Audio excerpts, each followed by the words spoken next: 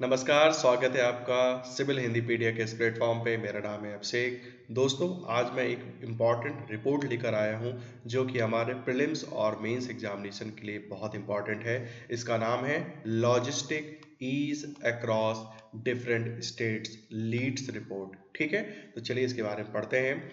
संदर्भ: केंद्रीय वाणिज्य एवं उद्योग मंत्रालय ने विभिन्न राज्यों में लॉजिस्टिक सुगमता लीड्स 2024 रिपोर्ट का छठा संस्करण जारी किया है। पहला क्वेश्चन तो आपका यही बन सकता है, कौन सा मंत्रालय लीड्स रिपोर्ट जारी करता है? तो केंद्रीय वाणिज्य एवं उद्योग मंत्रालय आपकी लीड्स रिपोर्ट 2024 को इसने पब्लिश किया था और ये इस बार छठा संस्करण जारी किया है।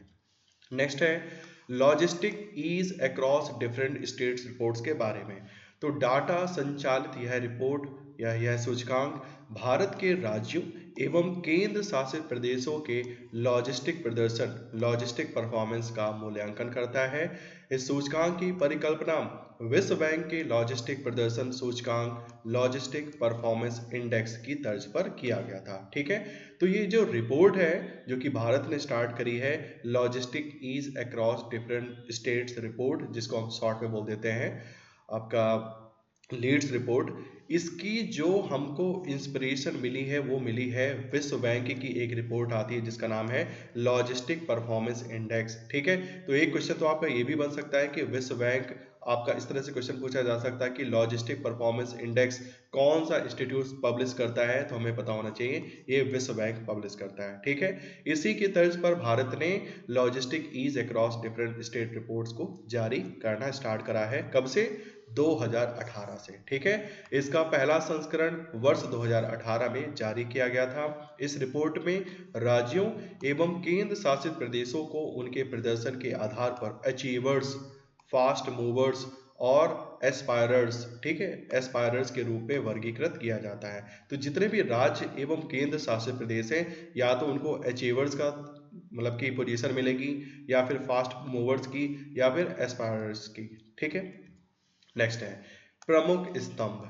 इसका मूल्यांकन 4 स्तंभों के आधार पर किया जाता है। पहला है आपका लॉजिस्टिक सेवाएं, दूसरा है आपका संधारणी लॉजिस्टिक्स, तीसरा है आपका लॉजिस्टिक अवसंरचना और लास्ट है आपका परिचालन एवं विनियामक वातावरण। ठीक है, तो इन 4 स्तंभों के आधार पर आपका जितने भी राज्य एवं केंद्र शासित प्रदेश हैं उनका मूल्यांकन किया जाता है।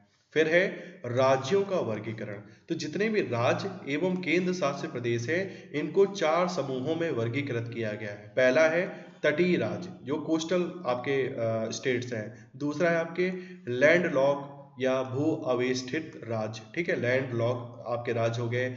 नेक्स्ट है आपका पूर्वोत्तर राज्य और लास्ट है आपका केंद्र शासित प्रदेश। तो जितने भी राज्य एवं केंद्र शासित प्रदेश हैं उनको 4 समूहों में वर्गीकृत किए गए हैं: तटीय राज्य, लैंड लॉक्ड राज्य, पूर्वोत्तर राज्य और केंद्र शासित प्रदेश।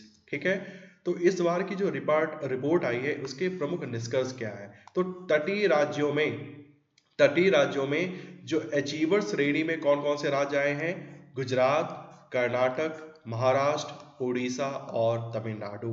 ठीक है, कौन कौन आया है? गुजरात आया है, कर्नाटक आया है, महाराष्ट्र आया है, उड़ीसा और तमिलनाडु।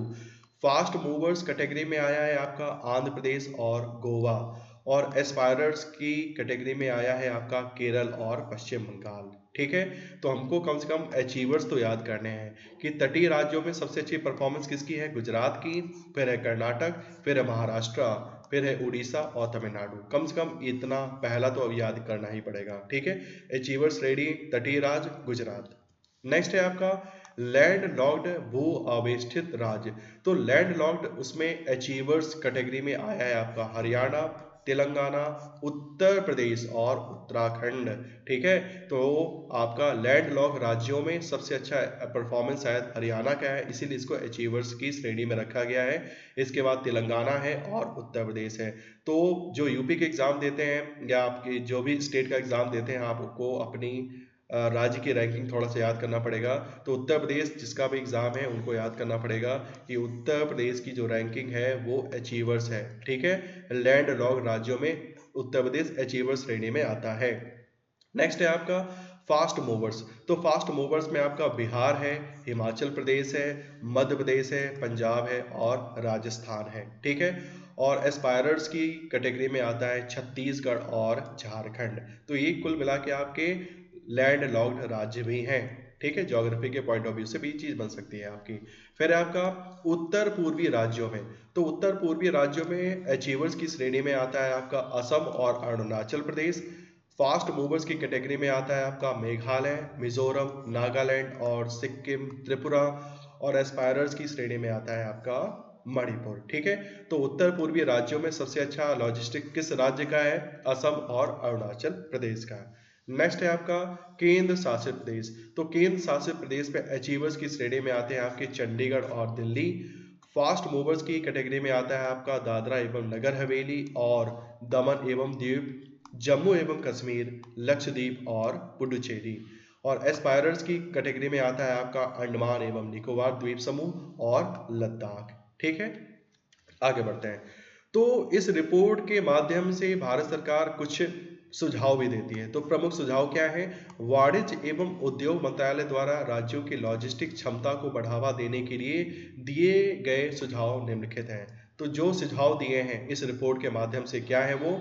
राज्यों को निवेश आकर्षित करने एवं अंतिम छोर तक संपर्क के लिए क्षेत्रीय व शहर स्तरीय बेहतर लॉजिस्टिक योजनाएं तैयार करना चाहिए। ठीक है, पहला सुझाव ये दिया गया है कि जो भी राज्य जो बेहतर निवेश आकर्षित करना चाह रहे हैं तो वो क्षेत्रीय एवं शहर स्तरीय बेहतर लॉजिस्टिक योजनाएं बनाइए अपने राज्यों में। फिर है ग्रीन लॉजिस्टिक, कार्यबल समावेशिता एवं केंद्र सरकार की परियोजनाओं की सुविधा को बढ़ावा देने के उपायों के कार्यान्वयन पर भी जोर देना होगा। लॉजिस्टिक क्षेत्र को बढ़ावा देने के लिए और भविष्य में अधिक सफलता प्राप्त करने के लिए कृत्रिम बुद्धिमत्ता मतलब एआई, मशीन लर्निंग एमएल और डेटा एनालिटिक्स जैसी नई तकनीकियों को अपनाने के साथ कौशल विकास पर ध्यान केंद्रित करना चाहिए। तो इसमें यह भी कहा कि जो फ्यूचरिस्टिक आपकी टेक्नोलॉजीज हैं, फॉर एग्जांपल आपका एआई हो गया, एमएल होगा, डेटा साइंस हो गया, इन तकनीकियों का उपयोग करके भी आप अपने लॉजिस्टिक क्षेत्र को बढ़ा सकते हो। नेक्स्ट है लॉजिस्टिक क्षेत्र में महिलाओं की अधिक भागीदारी को प्रोत्साहित करना चाहिए, ये रिपोर्ट कहती है। इससे देश में क्या आएगी? लैंगिक समावेशिता को बढ़ावा दिया जा सकेगा। राज्यों को बेहतर सफलता के लिए लॉजिस्टिक क्षेत्र में सार्वजनिक निजी भागीदारी पीपीपी को भी बढ़ावा देना चाहिए, जो कि ये रिपोर्ट कहती है। ठीक है, तो मंत्रालय द्वारा लॉजिस्टिक क्षेत्र से lead framework, longevity, efficiency, effectiveness, accessibility and accountability अपनाने की बात कही गई है ताकि लॉजिस्टिक क्षेत्र में बदलाव लाया जा सके और वर्ष 2047 तक विकसित भारत का लक्ष्य हासिल करने के तैयार किया जा सके। ठीक है, तो 2047 तक भारत को एक विकसित भारत बनाना है और इस क्षेत्र के लिए, इस अचीवमेंट को अचीव करने के लिए लॉजिस्टिक क्षेत्र में बहुत ही डेवलपमेंट की जरूरत है। ठीक है, तो थैंक यू वेरी मच आप सभी को। ये पीडीएफ आपको हमारे channel civil Hindi PDF classes से मिल जाएगी। Thank you.